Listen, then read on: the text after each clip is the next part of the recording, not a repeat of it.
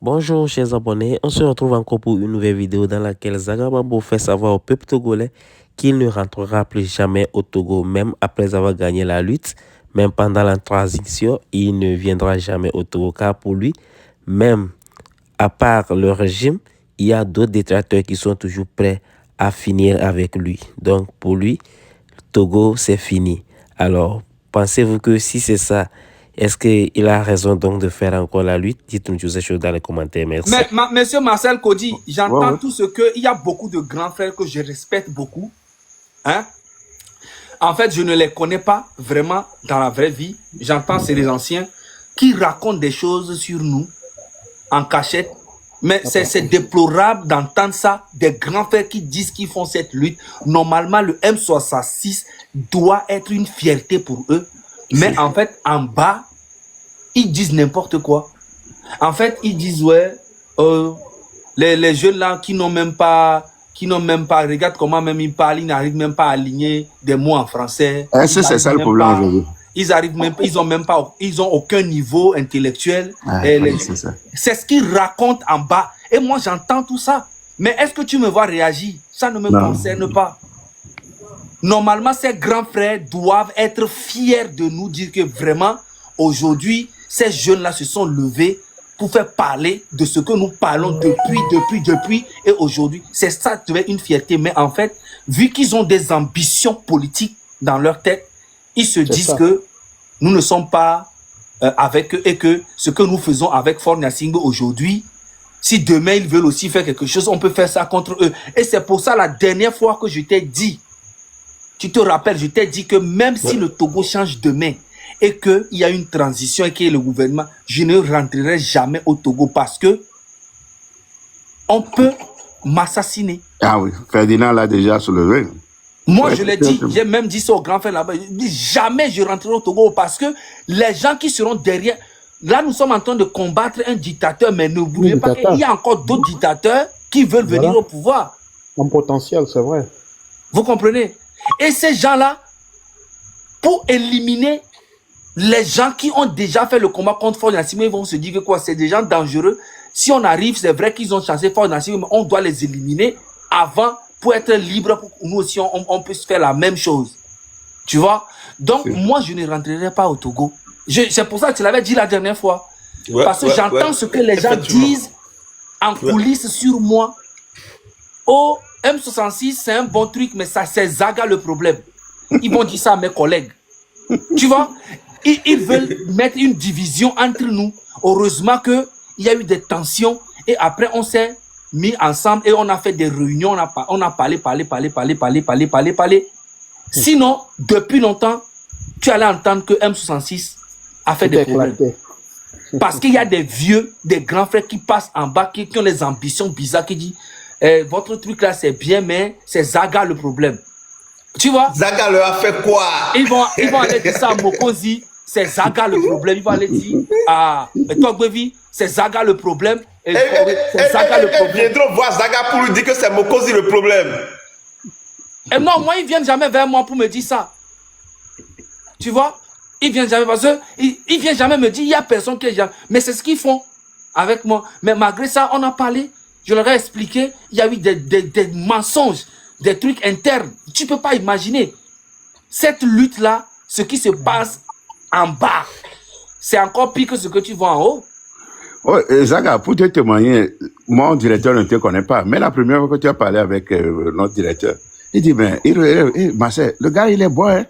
Mais le gars, il a tout craché, il a des choses qu'on m'a cachées. Mais le gars, il a tout dit. J'ai dit, voilà, c'est ça le jeu. Des jeux comme ça, là, il faut le mettre souvent devant. Votre directeur, c'est qui? Malik, Tempo TV. Oui, le monsieur le Sénégalais. Ouais. Mais vous avez vu, on a parlé, franchement, il n'y a eu aucun problème. Il faut se dire les choses, la vérité. Il faut arrêter l'histoire de l'âge. Lui, il est plus vieux. Non, là, c'est une lutte. C'est un monsieur qui correspond, en fait, je sais pas comment dire ça, c'est un combat d'un peuple. Ce n'est pas à la maison, toi et ton papa ou dans ta famille. Voilà, ça là, c'est un truc commun. Donc, il faut se dire les choses. Il ne faut pas arrêter de dire que lui, là, il est plus vieux ou bien il est plus riche ou bien il est plus tant, bien. Non, là, on parle d'intérêt commun d'un peuple. Ce n'est pas un truc genre, lui là, il est plus ancien, il est plus temps, il est plus riche, il a des relations. Moi, j'ai rien à foutre. Personne ne me nourrit.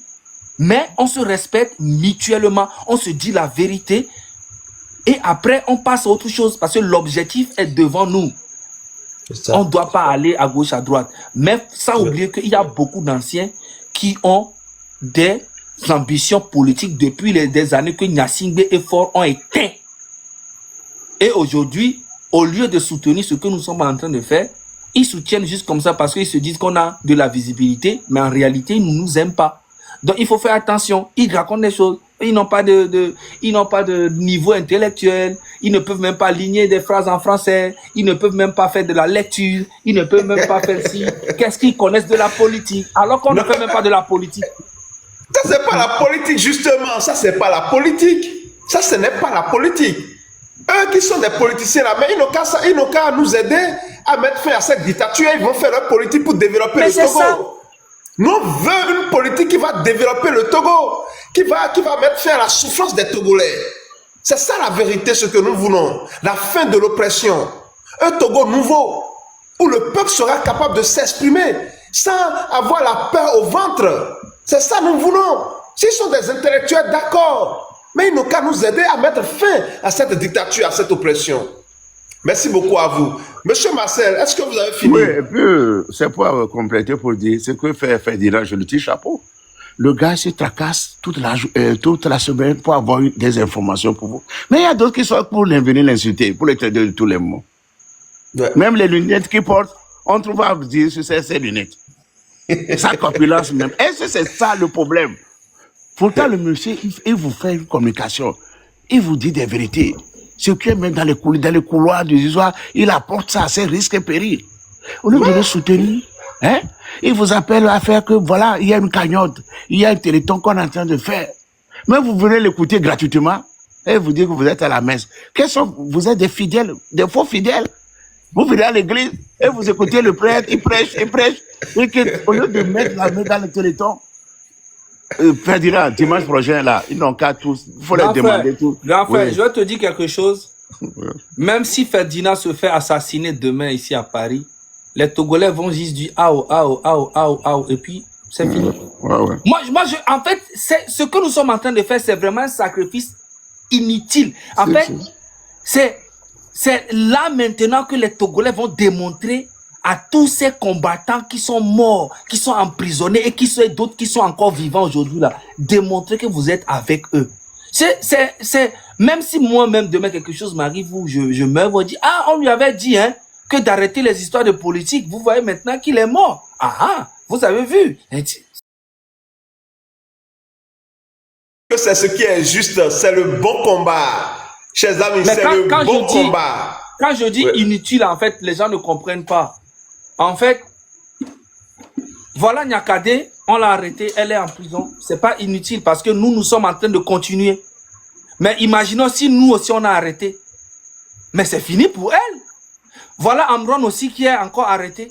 Voilà Koumaï qui est arrêté. Voilà tous les jeunes là qui sont arrêtés. Ouais. Les Sativi, les Jean-Paul Oumoulou. Ouais. Hein?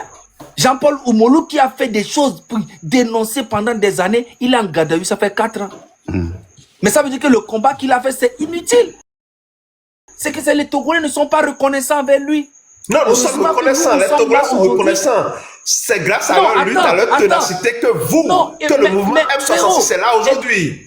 Écoute-moi, les Togolais doivent commencer à comprendre, on doit leur dire la vérité. Si vous ne vous levez pas, moi, personnellement, je ne peux pas continuer ma vie comme ça pendant encore 1 an. C'est pas possible. Parce que je vois déjà ce que Oumoulou vit au Togo depuis 4 ans. Je vois ce que Nyakade vit aujourd'hui. Nyakade qui a été chef d'armée, qui est emprisonné. Je vois ce que Amron vit. Je vois ce que tous les autres vivent. Et les Ferdinand, tout le monde qui font la lutte là, voit ce que vous lâchez les gens. Et nous, on continue. Heureusement que nous sommes là pour continuer encore. Et je remercie tous les Togolais qui ont pu cotiser un peu. 80 000. Qui fera au moins un peu. Mais ce n'est pas suffisant, mais je remercie quand même. Je vous dis la vérité, je remercie déjà pour ça. Ça va encore alimenter un peu le camion, aller encore de l'avant. Mais n'oubliez pas que le pays là, c'est pour nous tous et on doit faire quelque chose pour notre pays. C'est grave. Les gens sont morts dans cette histoire. Les gens continuent de sacrifier leur vie. Ouais. Ferdinand est en danger et des menaces tous les jours. Moi-même, y compris. On ne peut plus vous ne pouvez pas imaginer. Les gens là ont accès à venir en France. Vous les avez vus la dernière fois en France. Il suffit seulement de donner un petit 20 000, 30 000 aux petits bandits quelque part. Surveillez-les. Ah non, vous savez, si on les tire dessus ou bien on les agresse, ça peut créer des soupçons. Prenez du temps. Trouvez comment on peut l'empoisonner tranquillement. N'oubliez pas que ce régime ne pardonne jamais. Et que ce régime a mis 10 ans pour empoisonner Agban Bertin depuis l'Afrique du Sud. Le meilleur moyen pour les gouvernements d'assassiner les activistes qui sont contre eux, c'est de prendre le temps pour pouvoir l'empoisonner tranquillement parce qu'on ne peut pas voir d'où ça vient le poison. Il a mangé ça où? C'était comment? Et ça passe inaperçu. Et c'est fini. Les Togolais vont dire, ah, ils l'ont tué, vous avez vu? Je le sais, je suis conscient des risques que je prends. Mais vous aussi, ayez pitié de ceux qui font le combat depuis des années. C'est grave.